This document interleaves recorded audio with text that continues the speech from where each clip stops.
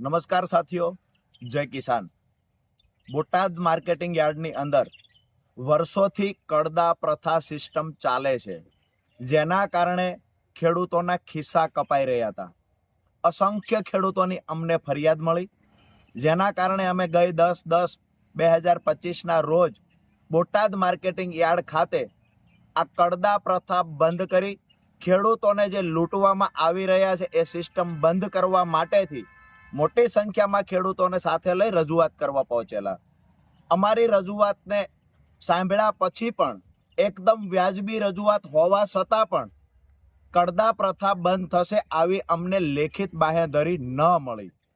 ક્યાંક ને ક્યાંક શાંતિપ્રિય રીતે ગાંધી ચિંધ્યા માર્ગે અમે નક્કી કર્યું કે જ્યાં સુધી લેખિત બાંહેધરી નથી મળતી ત્યાં સુધી માર્કેટિંગ યાર્ડમાં ખેડૂતો શાંતિથી ધરણા કરશે।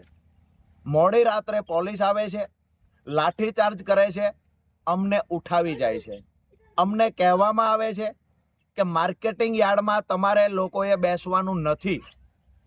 અમે નક્કી કર્યું કે માર્કેટિંગ યાર્ડમાં બેસવા નથી દેતા, કડદા પ્રથા બંધ થશે એની લેખિત બાંહેધરી નથી આપતા, તો અમે બાજુનું ગામ હળદળ છે ત્યાં ખેડૂત પંચાયત બોલાવીશું।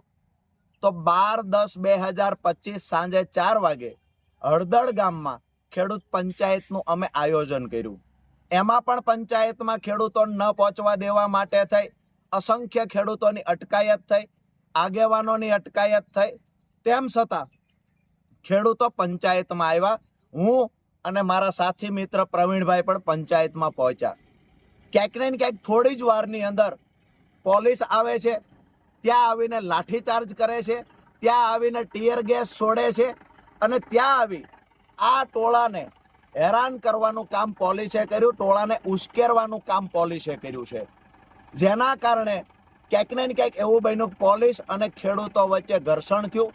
એ ઘર્ષણના કારણે ક્યાંક ને ક્યાંક બંને તરફ થોડા લોકો ઈજાગ્રસ્ત થયા, પરંતુ પોલીસે ખેડૂતો પર ગંભીર ગુનાઓ દાખલ કર્યા, અસંખ્ય ખેડૂતો પર લાઠી વરસાવી, નિર્દોષ ખેડૂતોને મારવામાં આવ્યો, ખેડૂતોના ઘરમાં તોડફોડ કરવામાં આવી, ખેડૂતોના વાહનોમાં તોડફોડ કરવામાં આવી।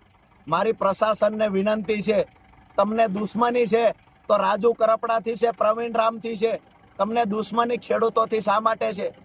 તમામ ખેડૂતોને ટૂંક સમયમાં છોડી દેવામાં આવે। હું અને પ્રવીણભાઈ રામ આવતી 16 તારીખ એટલે કે પ્રમ દિવસ અમદાવાદ પાર્ટી કાર્યાલય ખાતે બપોરે 11 કલાક